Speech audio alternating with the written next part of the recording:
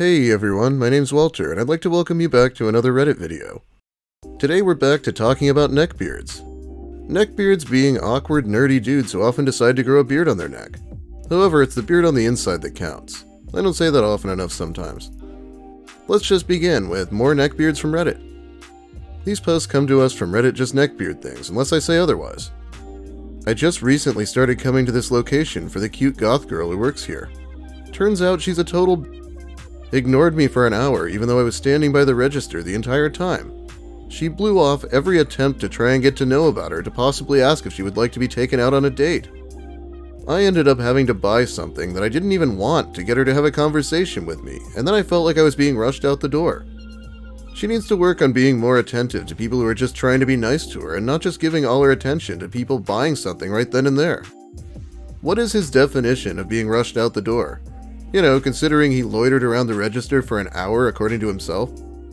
You know, you really shouldn't hit on women while they're at work. They're obligated to be nice to you usually, so it's not really fair. Leaving a review complaining about it reminds me of Russell Greer though. Let's check out some of his Yelp reviews that he left for brothels, under his real name. Respectfully, I'm not sure how this place stays in business. I walked into the brothel, seeing some good reviews about the place on other sites, and wanted to look at the roster of women, which were pictures on a tablet. The bartender who showed me the women was very friendly, but none of the women shown were attractive. Not wanting the bartender to feel bad and not wanting to feel awkward, as I had literally walked into the place 3 minutes before, I chose the most attractive of the unattractive women. Okay, so Russell has a disability that affects his face, Mobius syndrome, but here's a picture where you can't even see his face and he's still not very appealing. He is at the gym wearing khaki pants. Even I'm not that white. The lady who walked out was named Dakota. She seemed nice but was way older than me. We went to her room and she told me her prices. I almost started laughing at what she told me. No way in heck was I going to spend that much on time with her or anybody there. I politely said no thanks and walked out the door and had sex at Bella's, which is a brothel next door. Read my steamy Yelp review of Bella's Hacienda to find out more.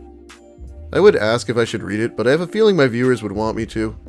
This self-described nice guy just left a negative review because the escorts weren't attractive enough. It started out on a very bad note. I had driven 160 miles from Utah because in our morally prude world, paying other adults for sex is illegal. I put that word in quotations to mock our prude legislators. Yeah, he's not wrong about Utah, by the way. And because I would rather not get caught up in a sting or meet up with the plenty of fakes using fake ads out there, I decided to make my journey from a different state to a legal brothel. In times past, I had taken the Amtrak to Reno to go to the northern Nevada brothels, like the Bunny Ranch and the Love Ranch North. That journey sucks though, because it's an 8-hour ride at 11 p.m.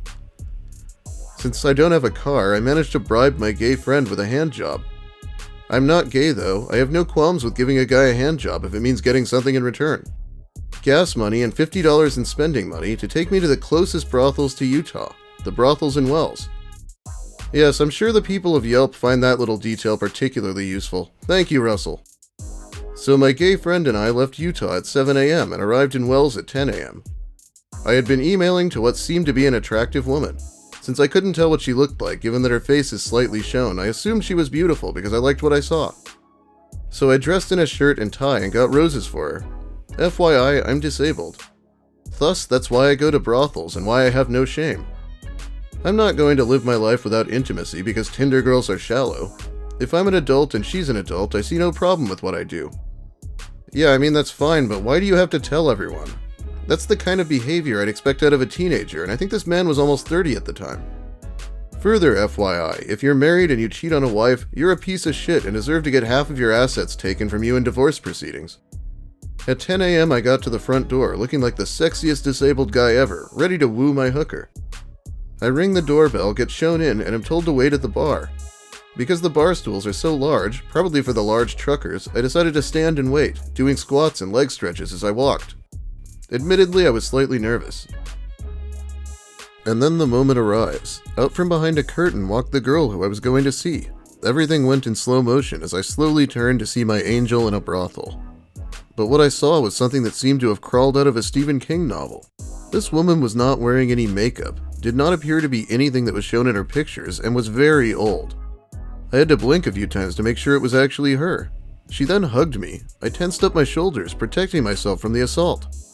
She then took my roses and began smelling them. Mortified, I eventually explained that I was essentially catfished by a hooker and kindly let her keep the roses, even though I was mad because I wanted to give the roses to somebody I was attracted to. She then kept coming back to me as I sat at the bar, figuring out who I was going to see, and she kept apologizing to me and shaming me. "I'm a good person," she cried. "I have a kind heart."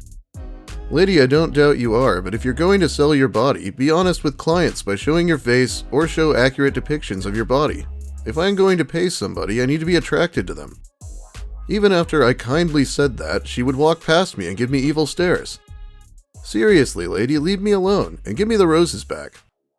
What he's doing here is his right, of course. It is his money. But he's not acting this way just because she's a prostitute. He's always this much of a dick to women. Yeah, I'm sorry, I fell down the Russell rabbit hole today and now I'm making you all listen to this. Another FYI, I only pay 10s and 9s. 8s are contingent upon the girl, but anything less than a 7 is being unfair to myself, my bank account, and my sexual organs. 15 minutes later, the owner got another girl. I was tense, hoping that it wouldn't be another person I wasn't attracted to, but out walked a beautiful blonde. Because I'm a selfish person, I won't reveal her working name. I don't like sharing, but she was smoking. Flames literally were under her feet. A bulge began to form in my pants. We went to a room to talk shop and we agreed to blank dollars, as that was her hourly GFE rate. GFE turns out to stand for girlfriend experience. It's something you can ask these women for, I guess. Once the money was paid, we went to her room, she got me into my birthday suit, and we began to make out with each other. She soon got me onto the bed and we had wild sex. Once an hour was done, I was sweaty, tired, and very, very satisfied. The moral of this review is, don't buy somebody flowers without knowing what they look like. Also, don't be afraid to say no. Ladies, you have that right too. And lastly, I wanted to give a 5-star review because my beautiful blonde princess in the sheets deserves praise. Like I said, I'm selfish, so I won't name her. Shrugs. My only complaint is that girls can't independently communicate with clients like other brothels do. If the owner read this, I would implore you to allow the girls to create their own social media, etc., so that it makes it easier for clients to communicate. Besides that, it was a great time and I will be back. He says he's selfish, like he's the only one she's been sleeping with. Russell saying that women have the right to say no is really rich, because he didn't seem to give that right to Taylor Swift, or any of the other women he's hit on. Anyway, I wasn't expecting to use so much time on that review. I have a story up next from Reddit Am I the Asshole, which is a great source for material sometimes. I guess I don't have the original text for this, so I'll just do it myself. I thought it was pretty neckbeardy.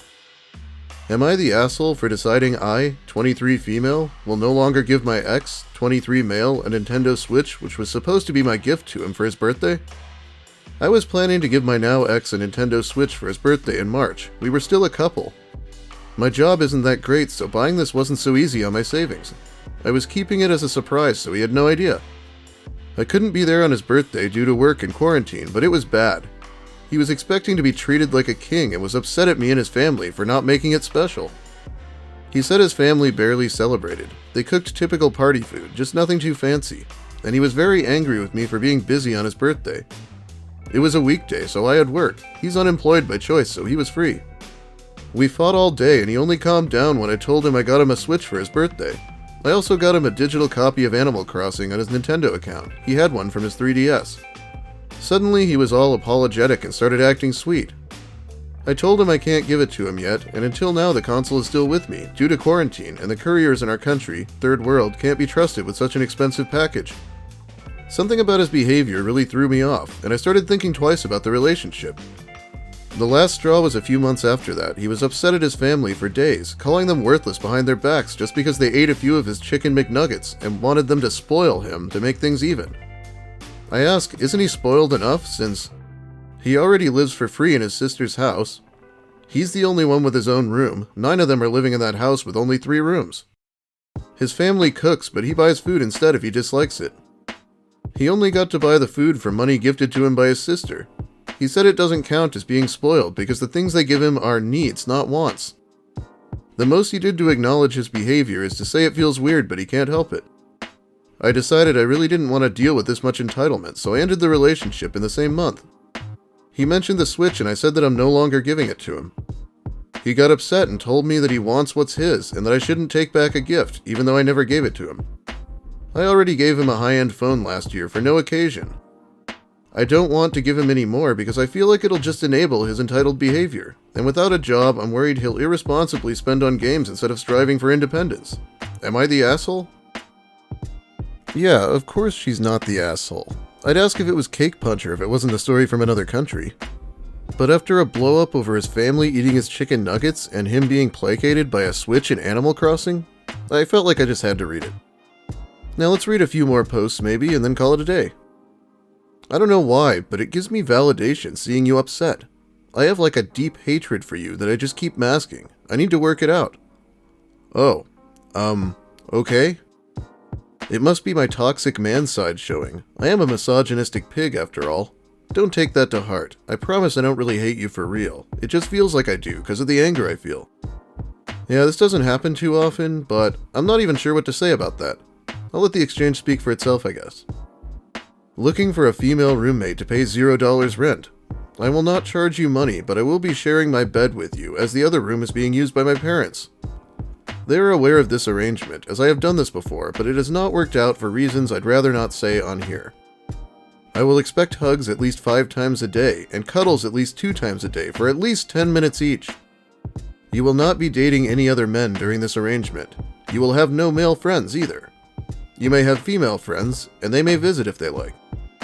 You will be required to make me meals 3 times a day. Physical requirements are as stated.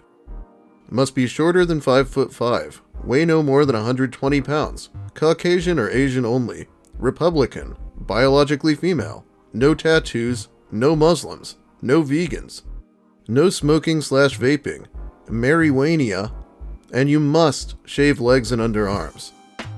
I am a 44 male, 290 pounds last time I checked, 5'6". Please contact me if you would like this arrangement.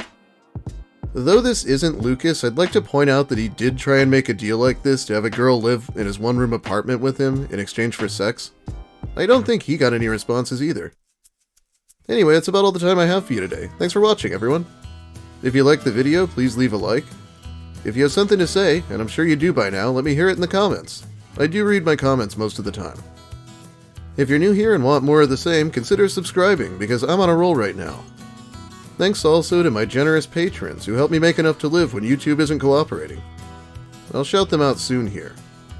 Well, have a great day, everyone, and don't eat a Neckbeard's tendies unless you want to start a big fight.